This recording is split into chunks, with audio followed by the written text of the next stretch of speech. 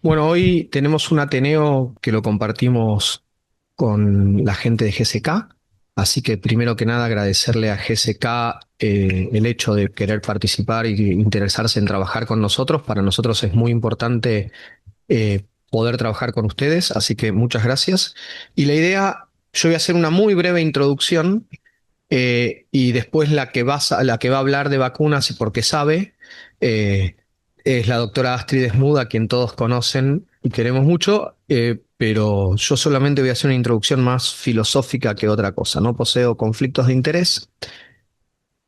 ¿Y qué tiene que ver el puente Zárate-Brazo Largo? El puente Zárate-Brazo Largo para mí representa un paciente que tuvimos hace poco más de un año, que es un paciente añoso de 87 años que tuvo una disección de aórtica y una muerte súbita dentro del hospital. Muchos de ustedes se acordarán porque fue bastante paradigmático el caso, el cual se operó de su disección aórtica y se fue de alta. ¿Por qué Zárate Brazo Largo? Porque este hombre fue el director del proyecto, el ingeniero que dirigió el proyecto de Zárate Brazo Largo en los años 70 y que tuvo dos hijos.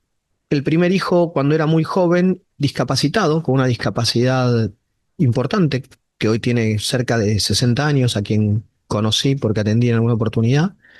Y no obstante tener el segundo hijo, tuvo también un segundo hijo con una discapacidad muy severa. Y un día charlando con él, le pregunté y le digo, yo a veces tengo dos hijos sanos y a veces no puedo con mi vida y me conflictúo con mi vida. Le digo, ¿cómo hizo usted para poder llevar adelante una obra como Zárate Brazo Largo en el momento de su juventud con dos hijos discapacitados? Y el tipo me contestó algo que a mí les digo que me vuelve a la cabeza prácticamente todos los días. Es no perderse en pequeñeces, mirar las cosas grandes. O sea, mirar los problemas con las cosas grandes, no con los detalles. Y yo lo que voy a mirar es tratar de mirar las cosas grandes, no los detalles. Después a los detalles y para las cosas finas yo soy demasiado tosco. Por eso está Astrid, que es mucho, obviamente, mucho más delicada que yo. Pero si nosotros miramos a números grandes, ¿cómo fue la sobrevida de la población mundial desde el 1900 al 2020? Nosotros pasamos de una expectativa de media de poco más de 40 años a una expectativa de media cercana a los 80. O sea, en 120 años duplicamos nuestra expectativa de vida. Y cuando nosotros vamos a mirar qué es lo que logró duplicar nuestra expectativa de vida, básicamente uno puede encontrar que hay cuatro grandes factores. Las cloacas y el saneamiento, o sea, y hoy en día siguen siendo el principal factor de mortalidad. O sea, ustedes lo han escuchado al doctor Quirós decir que el principal determinante hoy en día de mortalidad es el código postal, es el tener acceso a sistemas sanitarios. Los antibióticos, los cuidados quirúrgicos, la anestesia y los cuidados quirúrgicos. Sin anestesia no podríamos hacer ninguna de las cirugías que hacemos. Nada podríamos hacer. ¿Quién se dejaría hacer un bypass despierto? Entonces, la anestesia cambió la historia de la medicina. Y las vacunas. El año pasado sale este estudio en Lancet donde analiza que el 40% de la reducción de la mortalidad es un estudio que se los recomiendo, muy lindo y muy interesante, donde va poniendo cuáles fueron los hitos epidemiológicos con las distintas vacunas que cambiaron la mortalidad y que el 40% de la disminución de la mortalidad es atribuible a vacunas. Entonces, esto me lleva a pensar cuando discutimos en nuestros Ateneos disminución de insuficiencia cardíaca, si el hierro, si, no sé, el CPAP o cosas donde estamos en lo más fino, no tenemos que a veces pensar en lo más grueso.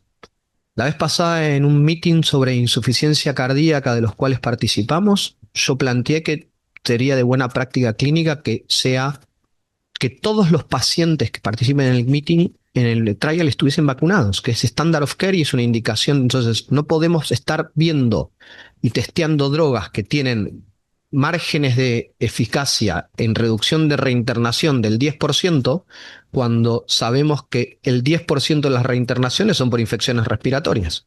Entonces, tendríamos que sacar ese confundidor del medio. ¿Y qué es la información más fuerte que tenemos en cardiología? La información más fuerte desde el punto de vista metodológico es la disminución de mortalidad total en pacientes con posinfarto vacunados para gripe.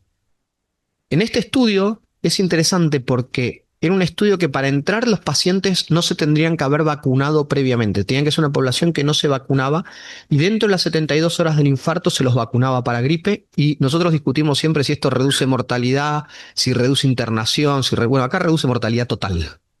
O sea, estos pacientes redujo mortalidad total. Y aparte con un sesgo en contra, que los pacientes si querían se podían vacunar. Por lo cual, el 15% de los pacientes que no se habían vacunado por el protocolo se vacunaron después. O sea que esto hace que la magnitud de efecto de lo que se vio atente contra el protocolo, contra el resultado. Y a pesar de eso, el resultado fue positivo. Entonces, creo que esto es algo de lo cual muchas veces en la recorrida hablamos y que tener en cuenta que vacunar para la gripe en los pacientes con infarto reduce la mortalidad.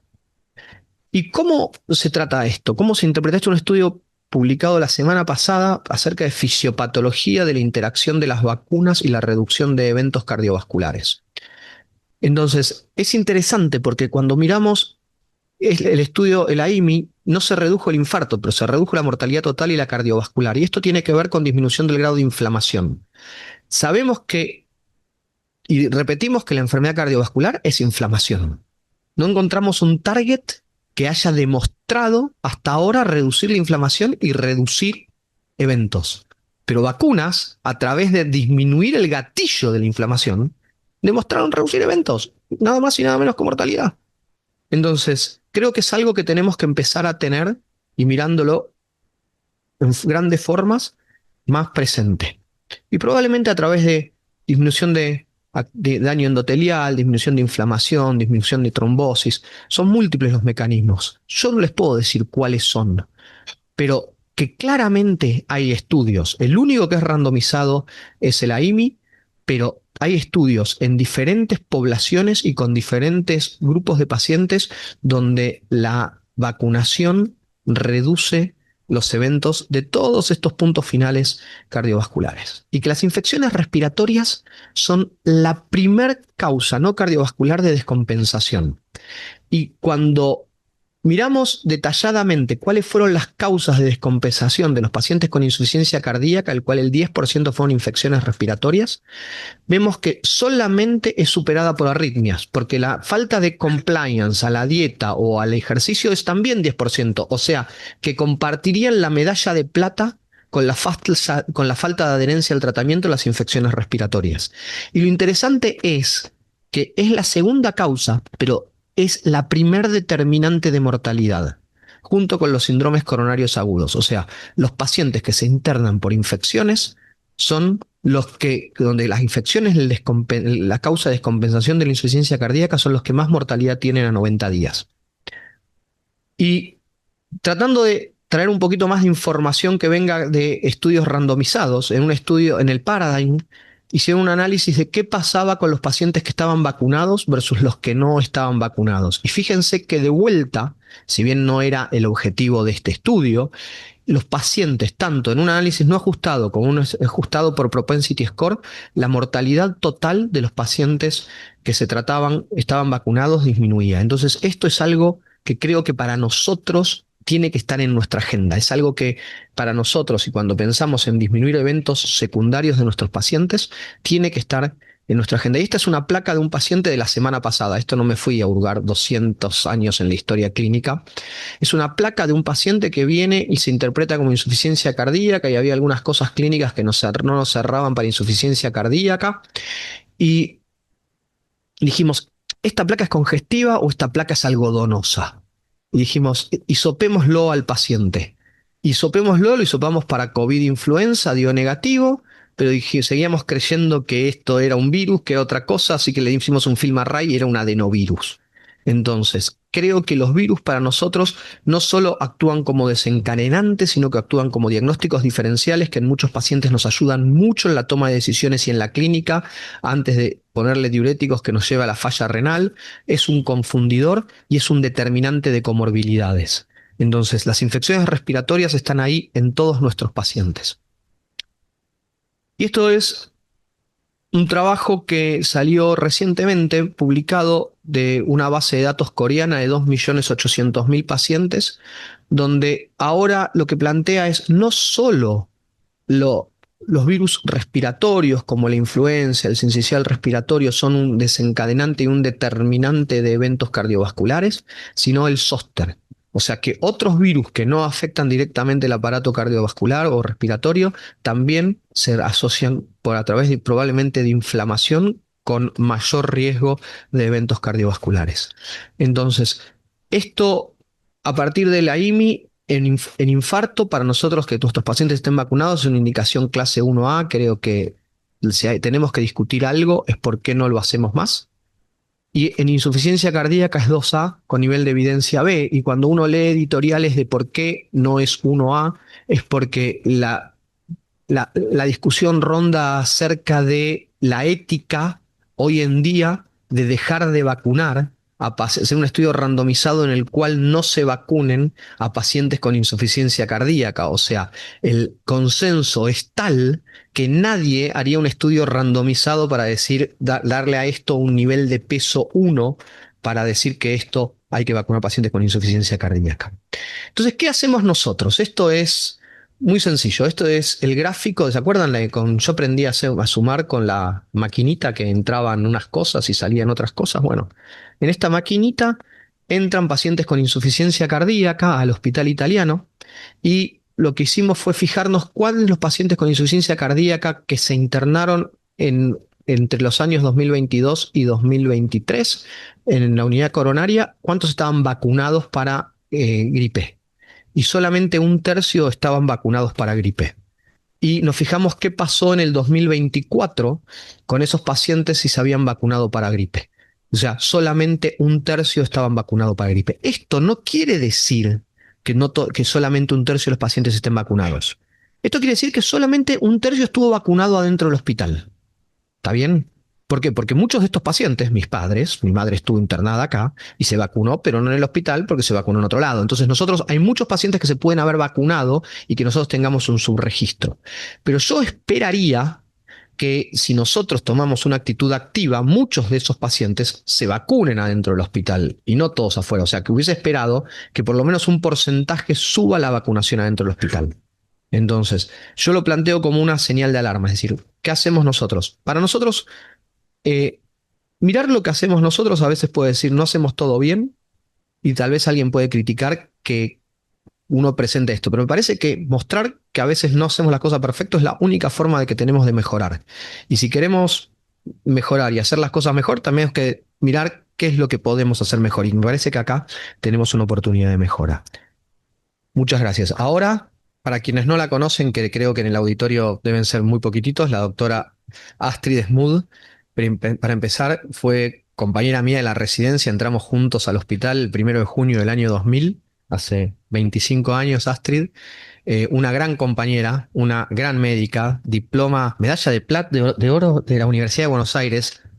La verdad que siempre para mí es una de las personas que yo creo que me formaron, porque es cierto que a uno lo forman los mayores, pero los compañeros lo forman mucho. Y tener la Astrid de compañera para mí era siempre como una vara y un objetivo a alcanzar difícil de igualar. Pero bueno, Astrid, para mí es un placer que hoy estés acá. Gracias. Gracias, Nacho. Antes de vacunas voy a hacer un comentario con la diapositiva que acabamos de comentar. Los antibióticos también son una causa que está salvando vidas, pero la multiresistencia es un gran problema que tenemos y se estima que para el 2050 la primer causa de mortalidad es la multiresistencia, gérmenes que no podemos tratar mucho más que el cáncer, ¿sí? Que los tratamientos de cáncer están avanzando un montón. Así que otro punto también que tenemos que tener muy en cuenta si queremos seguir salvando vidas es el uso racional de antibióticos, ¿sí? Luego de esta pequeña, porque no lo podía dejar pasar, vamos a hablar de vacunas que acá tenemos mucho para hablar. Las vacunas sabemos que es una medida, una de las más costo efectivas para prevenir enfermedades infecciosas. Logró erradicar muchas enfermedades, algunas que se estimaba que se iban a erradicar, como el sarampión. Estamos teniendo brotes por la falta de vacunación y concientización de las vacunas, ¿sí? El gran problema es esto, falta de concientización de pacientes, de familiares y de los médicos en muchos casos. Y por otro lado, mucha falta de oportunidades perdidas, como nos dijo Nacho. Hay pacientes que vinieron, estuvieron internados y tenían indicación de vacunación y se fueron sin la vacuna. Bien. Y estos, los grandes problemas de los pacientes que más vacunas necesitan son los extremos de la vida. Los pacientes los neonatos y los pacientes pediátricos tienen una inmunidad deteriorada. Después mejoramos mucho en nuestra inmunidad y a medida que envejecemos está la inmunosenescencia, ¿sí? Esto que hace que nuestras defensas no sean tan buenas para defendernos de virus, bacterias y empecemos a tener problemas con algo que anteriormente no teníamos problemas. Esto también es que a medida que envejecemos, también tenemos más comorbilidades. Cuando nosotros somos jóvenes, generalmente somos sanos, pero a medida que envejecemos, empiezan a aparecer enfermedades crónicas que también aumentan el riesgo de tener infecciones más severas. Depende qué tipo de enfermedad crónica, el tipo de infección que vamos a tener, pero en líneas generales casi todas, para algún tipo, las enfermedades más inmunoprevenibles, neumonía, influenza, todas están involucradas y tienen riesgo.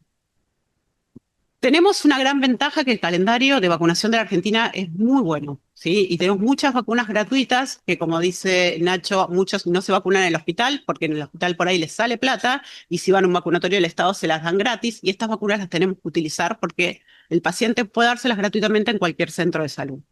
Vamos a empezar por la vacuna de la gripe, que todos los pacientes que tienen alguna enfermedad cardiológica deberían tenerlas. Todas las pacientes mayores de 65 años y cualquier paciente con enfermedad crónica. Entonces, todos los pacientes que ven ustedes deberían estar vacunados. ¿Por qué? Porque disminuye el riesgo de neumonía, ya sea la neumonía primaria por gripe o la sobreinfección bacteriana por neumonía, el riesgo de tener reagudizaciones de la insuficiencia cardíaca, por ejemplo, la hospitalización y la muerte.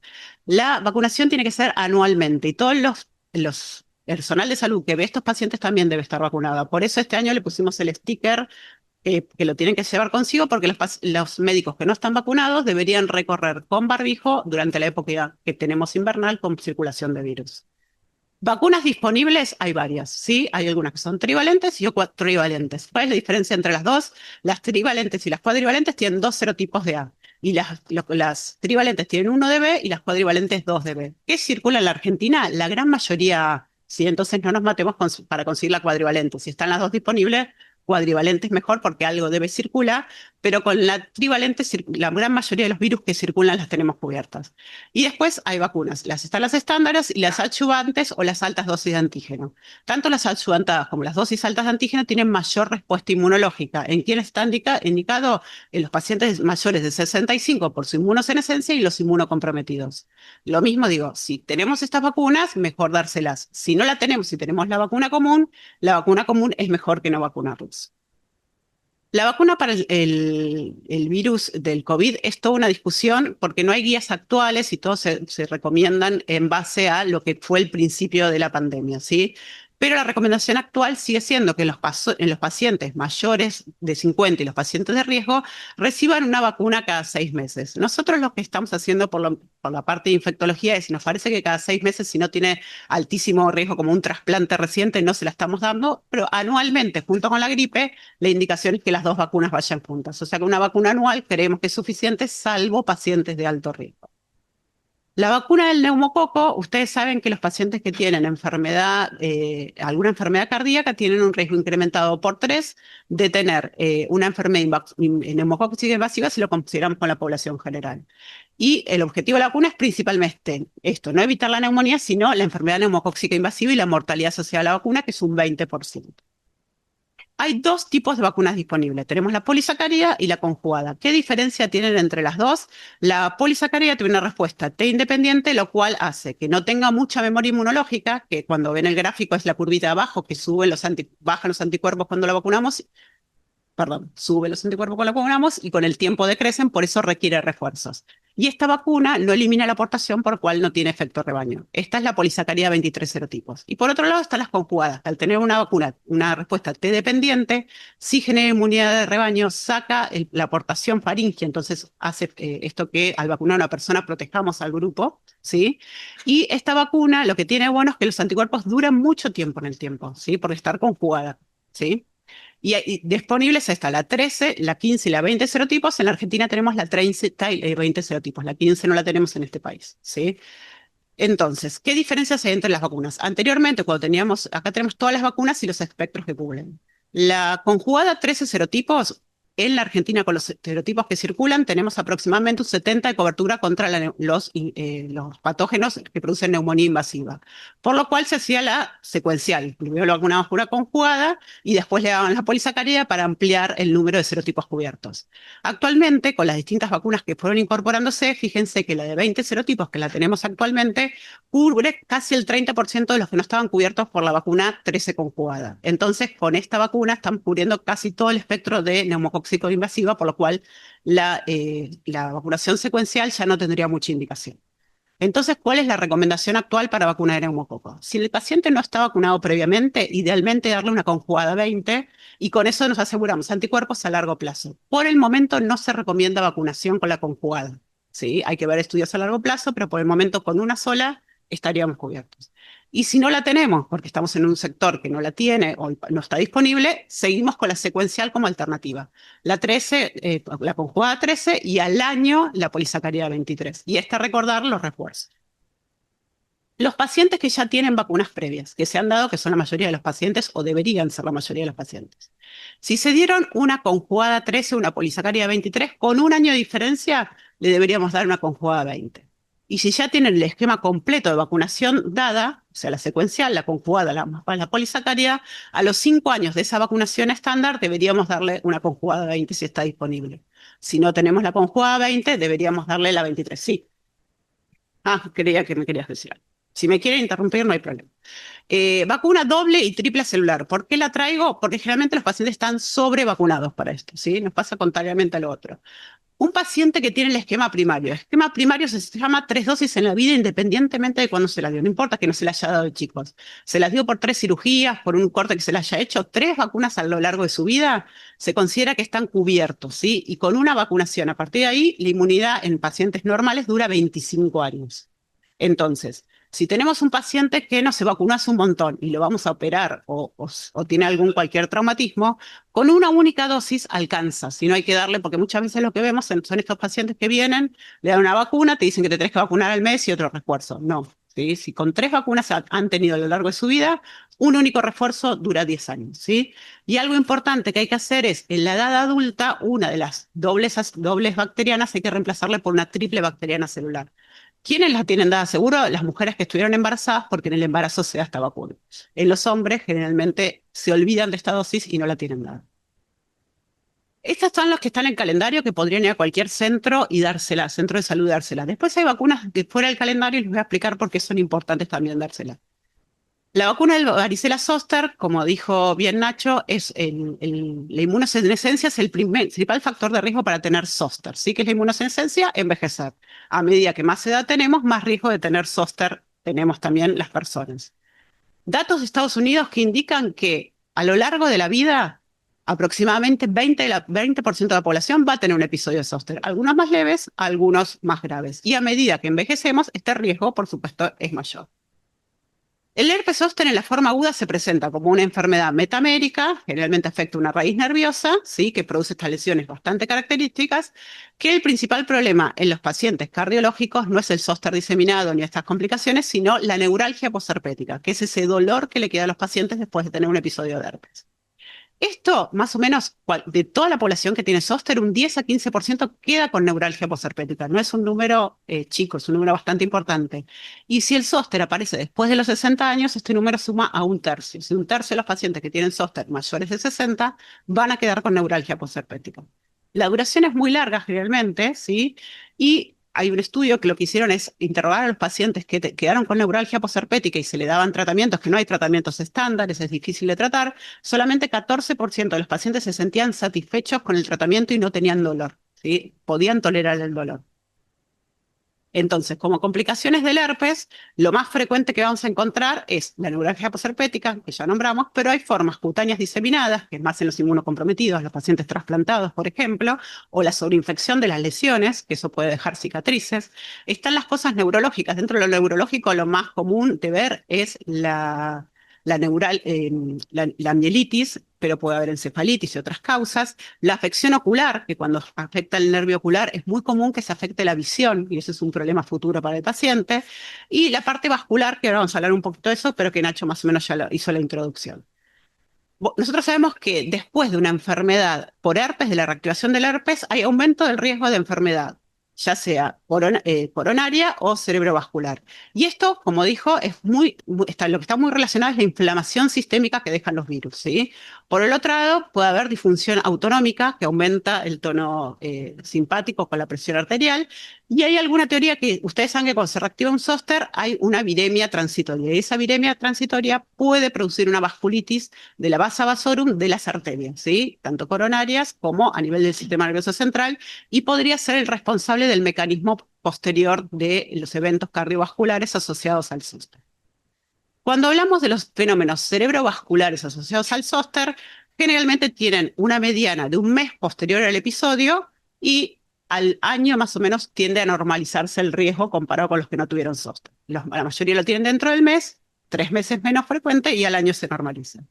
En cuanto al efecto del herpes zóster y el fenómeno cardiovascular, es más temprano. Generalmente a la semana posterior a tener el evento del zóster pueden tener el evento cardiovascular y mucho más rápido se estabiliza el riesgo posterior al episodio.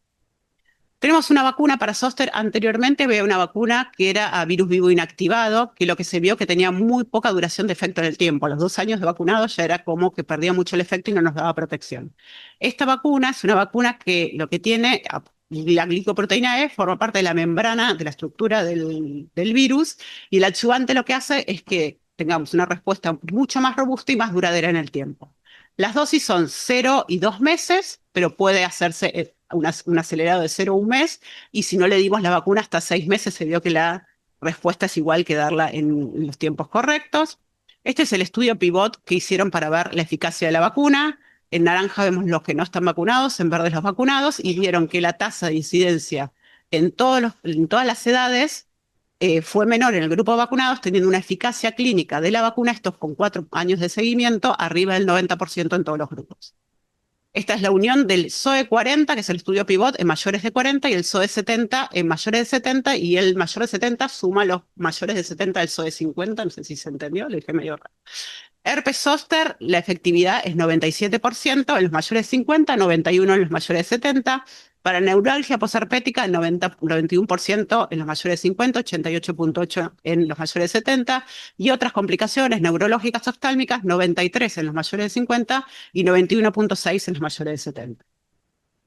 La duración en el plazo, yo le dije que este estudio fue a 4 años, se hizo posteriormente el seguimiento de los pacientes vacunados y vieron que casi a 10 años posteriores la eficacia sigue, por lo cual no se requiere vacunación a 10 años. Ahora hay uno de 11 años de seguimiento que por el momento no se requiere que el paciente necesite más dosis para mantener el efecto de esta vacuna. Es una vacuna muy segura que produce normalmente dolores en el sitio de aplicación y algún síndrome de fiebre, mialgias, que es transitorio, 48 a 72 horas, rápidamente se soluciona y no trae complicaciones como Guillain-Barré o esos eventos más inmunológicos asociados a otras vacunas, que a veces son los que más miedo les generan a los pacientes. Segunda vacuna que vamos a hablar es vacuna de virus sincicial respiratorio. ¿Y por qué vamos a hablar de esta vacuna? 64 millones de infecciones respiratorias agudas a nivel mundial, es causa de mortalidad. Ahora vamos a ver estudios que es similar al de la influenza, ¿sí? Y por suerte en el hospital, a partir de la semana pasada, ¿se acuerda que, como dijo Nacho, el paciente que mostró la placa, influenza COVID negativo? Ahora ese panel ya incluye virus sincicial respiratorio. O sea que cualquier panel que tenga, ya tenemos los 3 virus incorporados, lo cual está bueno, porque es uno de los virus junto con el COVID y la influenza que más circulan. Esto es lo que vemos es, si comparamos la influenza con virus sincicial respiratorio, las dos tienen casi la mitad, se van a complicar con infecciones del tracto respiratorio inferior, estos pacientes grupos de riesgo, ¿no? No cualquier persona, no una persona como nosotros que va a tener esta infección. La infección bacteriana es más o menos en 1/3 de los pacientes, complicaciones cardíacas más en la gripe, 30%, 24% en el virus sincicial respiratorio, y la mortalidad es del 2,5 en gripe y del 1,6 en virus sincicial respiratorio. Este es un estudio que se hizo durante la época de COVID, por lo cual hay muchos pacientes con COVID en la serie, pero lo que hicieron, trataron de ver en los pacientes que tenían COVID, influenza y virus sincicial respiratorio que se internaban. Y vieron que los pacientes que tenían virus sincicial respiratorio tenían más riesgos de requerir oxígeno con BNI o CAFO, ingreso a unidad coronaria y mortalidad. Si consideramos los pacientes que tienen insuficiencia cardíaca, tienen un riesgo 8 veces más incrementado de tener alguna complicación por el virus sincicial respiratorio con lo que es la población general. Y esto es el riesgo de tener un infarto después de haber tenido un cuadro respiratorio, básicamente por lo que produce la inflamación de estos virus. Con el que más está estudiado es con gripe, ¿sí? Y esto es lo que ya nos mostró Nacho, pero con el virus sincicial respiratorio también está este riesgo, ¿sí? Después de esta inflamación que produce un cuadro viral, más riesgo de tener un infarto o un evento cardiovascular posterior. El virus sincicial respiratorio, sabemos que tenemos dos serotipos, el A y el B, ¿sí? Y era muy difícil tener una vacuna, que se busca hace un montón de tiempo, principalmente por los neonatos, porque tenía mucho cambio en la estructura de las glicoproteínas de membrana. Si tenemos la G y la F. Y lo que se logró es la F, en su forma prefusión antes de unirse a la célula, hacer un anticuerpo contra eso, que era más o menos estable, y con eso logramos protección contra el virus sincicial respiratorio, tanto A como B. Vacunas disponibles tenemos dos. Una es Arexvy, que lo que hicieron en el estudio Pivot eran pacientes mayores de 60 con y sin comorbilidades. El 40% tenía comorbilidades, principalmente respiratorias y cardiológicas. Y vieron que la efectividad de la vacuna para esto es a un año, ¿sí? Primer año, mitad de la población la vacunaron, mitad de la población no. Vieron que la enfermedad, cualquier tipo de enfermedad por influenza, la efectividad es del 71%. Si ya vemos tracto respiratorio inferior, no grave, tener tos, tener sibilancias, esto implica un cuadro respiratorio inferior, la efectividad es del 82,6%. Si ya consideramos una enfermedad grave, eso indica internación, requerimiento de oxígeno, la efectividad es del 94%. Y si esos pacientes incluso tenían comorbilidades como enfermedades respiratorias o cardiológicas, esta efectividad se mantuvo. O sea que son los pacientes de más riesgo que tenían la efectividad clínica, ¿sí? La efectividad similar contra el serotipo A y B, efectos adversos leves, generalmente también lo mismo que dijimos con la del zóster, efecto local, efecto de mialgias, artralgias que rápidamente se mejoran. Y la eficacia, lo que tenemos bueno con esta vacuna es que lo que hicieron es, en la primera temporada vacunaron a la mitad del grupo, la mitad recibieron placebo, hicieron una segunda temporada, o sea, el segundo periodo invernal, a los pacientes que se habían vacunado, mitad le dieron refuerzo y mitad no. Y vieron que la efectividad era igual en los que se vacunaron o no. O sea, que a lo largo de 2 temporadas mantenían los anticuerpos, no requerían una dosis al año siguiente. Y lo siguieron al tercer año y también demostraron que la efectividad se mantenía a 3 años. ¿Esto qué es? Que lo que hacemos es que por una vacuna por 3 temporadas está cubierto contra el virus sincicial respiratorio. Esta vacuna está aprobada en mayores de 50 años con factores de riesgo. No está aprobada en trasplantados. Están haciendo un estudio ahora en trasplantes pulmonares y renales que probablemente a principio del año que viene salgan los estudios y los estudios preliminares lo que demuestran es que probablemente en vez de una dosis se requieran 2 dosis en este tipo de pacientes. Después está Abrysvo. Abrysvo no es conjugada, entonces la respuesta inmunológica, al no ser conjugada, tiene menos efecto en el tiempo. Por eso es la que está aprobada para el embarazo, ¿sí? Esta es la que está aprobada para el embarazo, la otra ser conjugada no. En el estudio Pivot, las definiciones que utilizaron son diferentes, entonces es difícil comparar las poblaciones. Para infección por virus incidencia respiratoria cualquiera, la misma, 62%. Dos síntomas que podían ser altos, bajos, graves o no, 66%, y tres síntomas, 85,7%. También muy poco efecto adverso, local, sistémico, más o menos son todas las vacunas similares los efectos adversos que dan.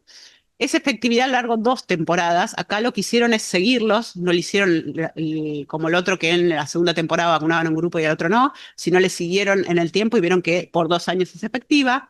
Y esta vacuna está autorizada a partir de los 18 años con factores de riesgo, ¿sí? Y voy a hablar un poco de vacuna de dengue, no porque considere que los pacientes deben vacunarse para dengue en forma masiva, sino es una vacuna que tiene mucha consulta, la vacuna del dengue. La vacuna del dengue es efectiva o está destinada a los 4 serotipos del dengue. Es una vacuna virus vivo atenuado. Es el principal punto que tenemos que tener.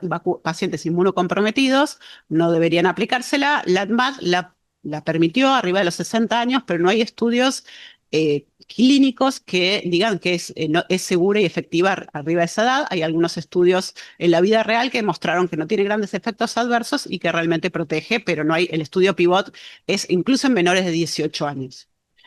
Se puede aplicar a partir de los 40 años y depende en qué región. Algunos consideran 60 el punto de corte para aplicarla y algunos dicen que se puede dar a cualquier edad. La Almate en la Argentina está aplicada para cualquier edad. Son 2 dosis, separadas por 3 meses las 2 dosis. Y cuando vemos la diferencia y la reactogenicidad de la vacuna, vemos que los pacientes que tuvieron un dengue previo tienen mejor respuesta a la vacuna, ¿sí? 76%, versus los que no tuvieron dengue previo, 62%. Y acá hay un punto importante cuando uno va a distinguir qué serotipos cubre. El 1 y el 2 tiene buena cobertura en general en seronegativos y en seropositivos. Contra el dengue 4 no podemos decir nada porque hay muy poca circulación mundial del dengue 4, entonces no se pueden sacar conclusiones. Pero contra el dengue 3, que en la Argentina, si quieren, lo que más circuló anteriormente fue el dengue 1, en los últimos 2 años circuló más que nada dengue 2, y el dengue 3 circula más que nada en la Mesopotamia, o sea que tenemos estos 3 virus circulando. Contra el dengue 3, en pacientes que son seronegativos, la efectividad no es buena. O sea que si uno está vacunado y está en una zona de dengue 3, no estamos protegidos contra este serotipo. El riesgo de hospitalización lo disminuye, tiene una efectividad del 94% y de un dengue hemorrágico del 85,9%. Se hicieron estudios a 4 años y los anticuerpos persistieron y por el momento no requieren vacunación. La eficacia baja al 62%, baja más en los pacientes que no tuvieron dengue previo. Para dengue hemorrágico 65% y para dengue grave un 70%.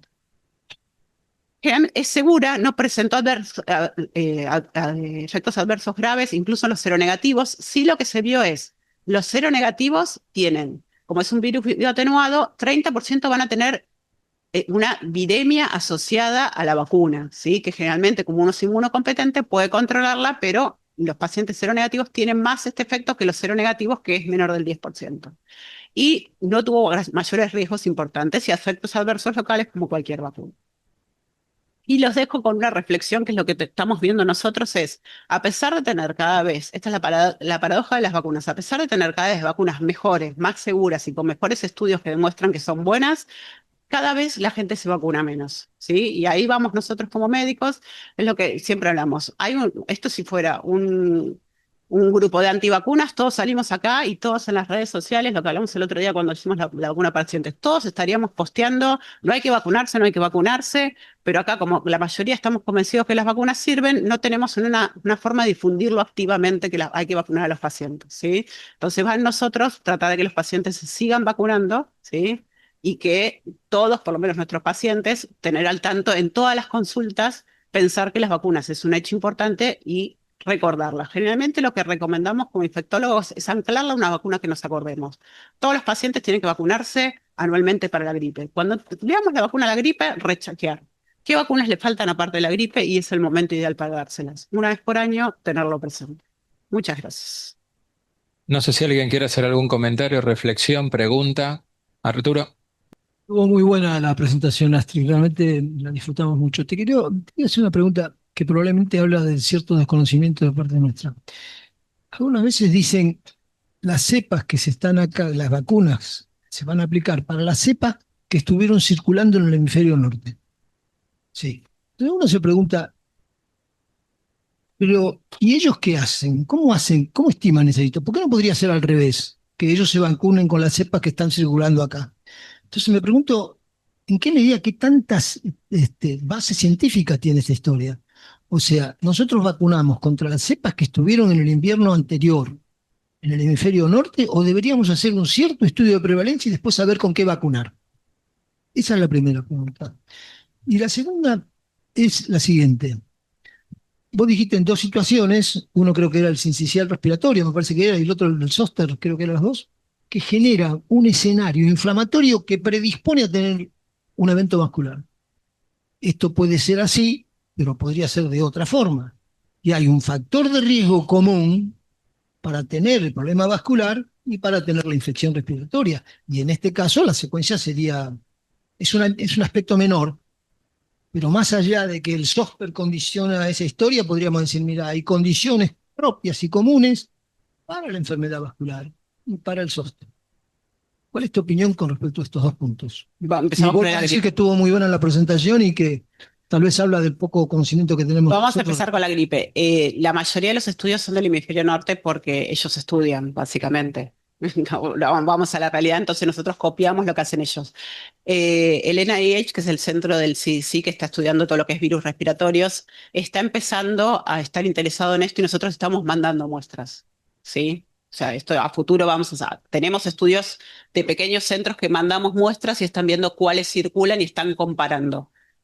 Debe ser esta una condición que predispone a que muchas veces, bueno, las vacunas fallan porque estamos yendo sobre cepas que no son las prevalentes en nuestro No, medio. no, porque la mayoría de las cepas, nosotros hay centros de referencia que mandan las cepas al Malbrán y se estudia qué circulación tenemos y generalmente la vacuna cubre la mayoría de las cepas, sí, o sea que ese no es un problema. El problema creo que lo que tenemos es falta de vacunación, porque la mayoría de los pacientes que se internan por influenza grave no van variando. Hay años que se repiten y hay años que varían. Generalmente se estima que las cepas van variando a lo largo de los años. No lo expliqué porque es medio complicado, pero hay el virus de la influenza tiene dos tipos de cambios antigénicos, uno que es el drift y uno que es el shift. No, eso no se sabe. La realidad es que nosotros tomamos lo del norte porque sabemos si allá varió, acá probablemente tengamos eso. Pero cuando uno ve las cepas que tiene la vacuna y las cepas que circulan, están cubiertas la gran mayoría. Es raro que no, hubo años que por ahí no hubo una cobertura del 100%, pero generalmente están cubiertas en las vacunas. Y en cuanto al evento, sí puede ser que haya la segunda pregunta. Lo que sí se vio es inflamación hay posterior a cualquier virus respiratorio, ¿sí? Las personas que tienen cuadros más graves tienen más inflamación, ¿sí? Si eso es por un factor predisponente extra, no lo podría decir, porque no lo sabemos, pero por ejemplo, lo del zóster con la vasculitis se vio, se hicieron estudios en animales, por supuesto no en humanos, y se vio que después del zóster hay vasculitis de la vasa vasorum. Si esa es la causa o no del evento cardiovascular, esto no hay estudios en humanos, puede ser o no. El- la vacuna no es exactamente un tratamiento, sino una intervención. Pero en el camino fisiopatológico de los estudios médicos, la inmunología llegó de las tardes, o por lo menos llegó más tardíamente que otros estudios fisiopatológicos. Y si bien la vacuna no es un Habla tratamiento, cerca del micrófono, Alberto. si bien la vacuna no es exactamente un tratamiento, genera un cambio a nivel inmunológico como lo genera la administración de un fármaco cualquiera. Un fármaco convencional sirve en la medida que tenga algún efecto adverso. Si un medicamento no tiene algún efecto adverso es porque no tiene ninguna acción. Es probable que esto sea también aplicable a las vacunas, pero la pregunta concreta es la siguiente. Y hablo desde la ignorancia porque no lo sé. Cuando se estudian drogas, se estudian también interferencias con otras medicaciones que se pueden estar utilizando, con otras circunstancias comunes de la vida. No sé si en el estudio de la vacuna, puesto que la inmunología se sabrá mucho, pero mi sospecha es que todavía sigue siendo, bueno, rudimentaria, no puede ser dentro de 20 años, por supuesto. Ese es el. Si cuando se estudia una vacuna se estudia interferencias inmunológicas con otros aspectos inmunológicos naturales o efectos inmunológicos de otras vacunas. Las vacunas, en realidad, efecto de otras vacunas. Las vacunas pueden aplicarse todas juntas, salvo vacunas virus atenuados, que hay que separarlas por un mes. ¿Sí? El resto de las vacunas pueden coadministrarse, no hay ningún problema. Hay estudios que demuestran que la efectividad de las vacunas coadministradas es lo mismo que darlas sueltas. Eso para comodidad del paciente. En cuanto a interferencia con drogas, está bien estudiado. Drogas inmunosupresoras, hay algunas que se recomienda suspender, hay otras que no se pueden suspender, por ejemplo, el micofenolato, que sabemos que tiene menos respuesta. Todo lo que es biológico, depende del biológico, hay que ajustarla, ¿no? El resto de las drogas no interfiere mucho con las vacunas. Y hay algunos factores propios de las personas, la obesidad, la edad mayor y el sexo masculino que responden de por sí menos a las vacunas. Tal vez mi pregunta fue incompleta, pero la respuesta me parece que no termina de satisfacer toda mi pregunta.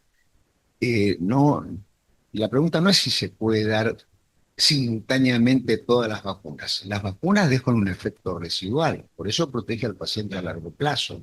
La antivariólica hizo desaparecer la viruela de la faz de la Tierra y todos nosotros tenemos el efecto de la vacuna antivariólica que nos dieron en la infancia. La pregunta es si las vacunas que surgen a posteriori están testeadas contra eventuales eh, acciones ¿Interacciones con las vacunas que nos dimos antes? no nosotros de lo que nos damos ahora, si no hay interferencias entre los cambios inmunológicos que genera la administración de la vacuna. Esto es para el problema. No sé si está estudiado, pero en principio uno dice, cuando uno se da una vacuna, tenemos una respuesta de inmunidad celular y una humoral.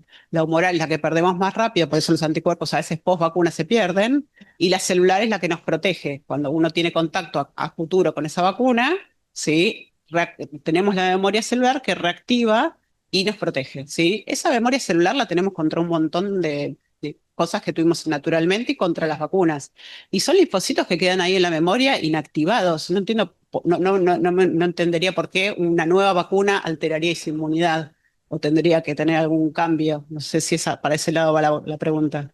Son células que quedan de defensa como memoria que no están circulando todo el tiempo, sino cuando uno lo expone en la noxa, tienen la memoria para responder rápidamente y evitar que nos enfermemos. Entonces, esas que están ahí en el reservorio no deberían por qué tener interacción con nuevas vacunas que nos estamos dando.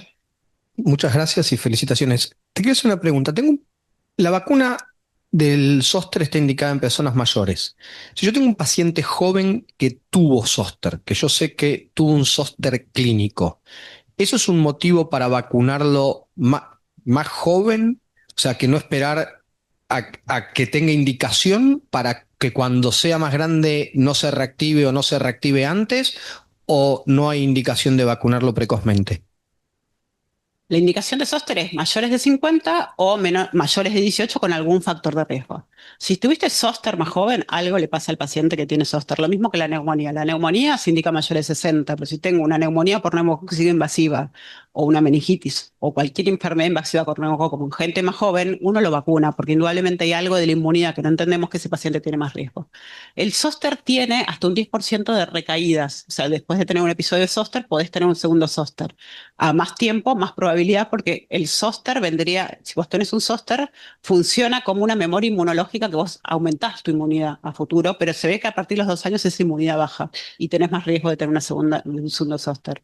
Yo creo que si tengo un paciente joven, por más que no tenga factores de riesgo, que tuvo un zóster, yo lo vacunaría. Sí, si bien la evidencia no es obligatoria, no está dentro de las recomendaciones claras de vacunación. Bien. Tres consideraciones, digo, de las charlas que dieron Nacho y vos, Astrid, que me pareció concientizar esto más a los especialistas, porque el médico de cabecera lo tiene más fresco, porque ustedes obviamente lo tienen fresco, algunas cosas que uno entra al consultorio y le pregunta a los pacientes, ¿cómo me tengo que dar las vacunas con el neumococo? ¿Me puedo dar la vacuna de la gripe? Eso es lo que dicen. Otra de las preguntas frecuentes es si se lo puede dar simultáneamente a todas. Esa es una pregunta que aparece en el consultorio, cardiológico también. Y obviamente aparecen nuevas vacunas, bueno, la del sincicial respiratorio ahora está combinada y aparece lo del zóster, ¿no? En el college se habló mucho del trabajo este coreano que se publicó, el que dice Nacho, que dijo Nacho, con 1.600.000 pacientes. No fue controlado el trabajo, o sea, fue un estudio observacional que después se hizo alguna cosa, viste, algún ajuste por ahí dando vuelta. Y cuando lo presentaron, viste, yo me metí en eso, viste, cómo lo presentaron y lo que discutieron con eso, la idea era ver si la protección de la vacuna a los eventos cardiovasculares. Bueno, evidentemente no fue controlado, eso no genera asociación o causalidad porque uno lo tiene que ver, pero bueno, es una cosa porque ahora se están haciendo otros estudios para eso. Lo que quería reforzar, viste, es que las guías clínicas, porque ahí se habló mucho de esto, obviamente ponen a la influenza porque hubo un estudio controlado, entonces lo ponen ahí, y abajo de eso, en la letra chica, en la guía de los síndromes isquémicos agudos reciente, ponen en la letra chica que falta todavía un poco de evidencia para sincicial respiratorio o para herpes, porque todavía, viste, no está la evidencia mayor y todo eso. Lo que no quiere decir que no sirva, significa para los eventos cardiovasculares, ¿no? Dentro de ese cosa. A mí me parece fundamental que la oportunidad que tenemos nosotros, los cardiólogos, porque después en el consultorio viene por el médico de cabecera, ya indicado todo, muchas veces es conocer mínimamente algún esquema de vacunación simple para que lo tengamos en la cabeza, que muchas veces no lo tenemos, ¿viste? Porque evidentemente no, no lo consideramos, pero sí lo que me parece importante, y lo dijo Nacho, es la oportunidad de la internación. De decir, bueno, usted se tiene que abordar a partir del paciente internado, son todos cardiópatas, etcétera, etcétera, y ciertos virus de estos tienen indicación para eso, ¿no? Y a veces uno le falta un poco dar ese paso en la internación y decir, no, la profilaxis es para todos. Digo como oportunidad, ¿no? La oportunidad es la internación. No, después el consultorio, bueno, muchos de ellos vienen ya por el médico de cabecera. No quería recalcarte eso. Es ponerle un folleto en el cual, la época en la cual estamos contando historia, es muy, tiene un episodio de estas características prevenibles con Horacio, no sé, un decálogo de 4 o 6 cosas o cosas que digan, bueno, mira, tal cosa, algunos documentos y qué tiene que hacer el tipo, cuál sería, y eso sería muy bueno porque en realidad el paciente viene y le entregas esto, mire, señor, por el tema vacuna es esto. Porque yo te digo que si no, no es fácil retener este tipo de cosas, algunas cosas, hay una serie de vericuetos que uno termina diciendo, mira, por favor consulte a la gente de infectología a ver qué tiene que hacer. Pero aún para eso se concientiza mucho más que diciéndole, vaya a ver infecto, vea esto, donde se dice, mire, el riesgo es este, de este, si tiene algún problemita va a tener más riesgo, qué sé yo, tendría que vacunarse con esto y esto y esto, y bueno, y cómo debería manejar la cosa eventualmente con una consulta. Me parece que esto sería una actitud así sistemática, masiva y fácil de implementar. Lo que vos decís es importante, y el otro día que estuvimos en la reunión de Glaxo, ¿no? Decían que en los hospitales de Estados Unidos, el cardiólogo, el especialista, tenía un pequeño folleto que estaba el riesgo de las vacunas. Mira, la chica dice allá, Liz dice que sí, en Cleveland, en mayo, un pequeño folleto donde evidentemente lo que vos estás diciendo, se lo entregaban al paciente y tenía un pequeño cosa, decir, bueno, pues el riesgo es usted debe hacer esto, pero 4 cosas. Eh, Mínimo. Legal sí es muy... Ninguna cosa estadística, simplemente para hacerlo. Nada más. El otro tema que a lo mejor los pacientes lo leen más que los médicos. Claro. Y el otro tema es que algunas veces la gente no le pregunta, mire, escúcheme una cosita, yo tengo riesgo de tener una infección, sí, de tener alguna complicación con la vacuna. Y vos le decís, mira, el riesgo existe. Un minuto. Y eso produce un cierto espanto. Por lo menos tratar de enviar un mensaje común, que uno diga, mira, sí, todas las porque si alguien le va a decir que hay un riesgo con la vacuna, no se puede negar todo. Y decir, lo que ocurre es que el riesgo de tener la enfermedad es mucho mayor y contrabalancea, pero en varias veces, este tipo de riesgo. Por lo tanto, la conducta y la actitud debería ser esta. Me parece que ese mensaje tan mínimo y primitivo puede ayudar a un tema que es común. ¿Tengo riesgo con la vacuna? Y uno que va a decir, no, no existe ningún riesgo. Mi Dios, por otro lado, que sí, que hay algún cierto riesgo de algún tipo de problema, dice, no, Una de las cosas que hice cuando le pregunté a ChatGPT, que hay que usar la inteligencia artificial ahora para todo, porque si no parece que uno no termina de hacer las cosas. Entonces, una de las cosas que me hice una pregunta y decir, ¿por qué hay tanta resistencia a las vacunas? Entonces, eh, hay pocas cosas que, si nosotros tenemos un paciente con una arteria tapada, tenemos que explicarles por qué no le ponemos un stent. O sea, tenemos que empezar, estamos 10 minutos o 20 minutos explicando por qué no es necesario abrir todas las coronarias. Porque la gente cree que si algo está tapado, hay que abrirlo. Después, cuando queremos poner estatinas, tenemos que explicar estatinas. Creo que el paradigma de lo más controvertido que tenemos son las vacunas. Entonces, ¿por qué hay tanto activismo contra vacunas?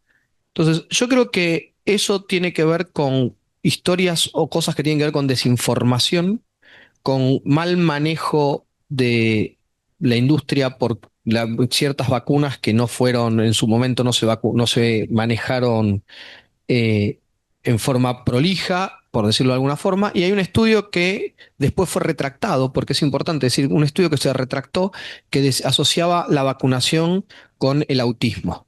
Entonces, ese estudio después se dijo que toda la producción del autor principal de ese trabajo, de ese estudio, se retractó. Entonces, yo creo que nosotros tenemos que ser muy claros y entender todo esto y este ecosistema que tenemos de personajes antivacunas, porque no es que los antivacunas son malos, hay que convencer y educar a la gente para explicarle, no ir a pelear, porque con la pelea y la confrontación no se gana nada. Entonces es muy importante entender esto y decir lo mismo que con el COVID. Los efectos adversos de las vacunas de COVID, ¿tuvieron efectos adversos? Probablemente sí, todos conocemos algún caso paciente de trombosis, de Guillain-Barré, de una cosa, de la otra. Pero nos olvidamos de cuando estábamos encerrados y la gente se moría y las terapias intensivas estaban llenas. Nos vacunamos y automáticamente eso desapareció. Entonces, creo que con todo esto pasa lo mismo. O sea, no es que... La cuestión es la eficacia, que es la diferencia entre, entre lo bueno y lo malo y los efectos adversos. Y creo que hoy en día con estas vacunas tenemos estudios serios que avalan eso. Entonces es muy importante que nosotros se lo transmitamos a nuestros pacientes, porque realmente son cosas que yo estoy convencido que reducen eventos. Por ejemplo, el tema de la miocarditis y la vacuna Pfizer, la ARN vacuna Pfizer. Si vos analizás toda la información disponible, la tasa de miocarditis se aproxima a la miocarditis por COVID. Se aproxima. No hay una diferencia tremenda. Probablemente este tipo de miocarditis sea un poco menos, pero depende cómo se hace el diagnóstico, pero es un tema muy complicado. Pero ¿qué es lo que ocurre? Aunque esto se balancea, que es muy pequeño, la prevención de otras cosas que genera la vacuna es donde hace la diferencia. Bueno, algunas veces algún tipo de mensaje de esta clase que son a lo mejor demasiado simples deberían ser generalizarse porque hacen a que la gente vaya probablemente ganando confianza. Pero no dicen, no, che, mirá, produce miocarditis, qué sé yo, y sobre todo en la gente joven, y es todo un estado. Perdón. ¿Puedes tenerla? Sí, por eso, pero ambas miocarditis evolucionan. Claro, pero no es que es una miocarditis que va a llevar a un problema mayor. O sea, tenés el riesgo, pero... Mientras Arturo Cajita hacía el comentario si no deberíamos tener una pequeña guía en el consultorio, y yo hice un ejercicio que puede ser una tilinguería, pero pregunté a mi teléfono qué vacunas hay que aplicar a un paciente coronario mayor de 50 años. Y me consigo la lista con las condiciones en que se deben, o las vacunas que se deben sugerir a pacientes de esa naturaleza. No sé, no sé si controlado por ustedes, porque de la misma manera uno Google no puede podemos hacer... controlar, no tenemos forma de controlar todo. Lo que podemos Porque hacer es lo una puede- guía, pero lo puede, no, no lo puede reemplazar. Le puede haber preguntado si hay qué vacuna hay que dar a una mujer embarazada de 32 años que es diabética, por ejemplo. Lo que no sé si hacerle caso o no, porque me lo contestó ahora instantáneamente. Nosotros podemos hacer una norma para que tengan para pacientes. No, no la hicimos, pero se puede hacer una para pacientes con la información mínima cortita y concisa. Eso es fácil de hacer.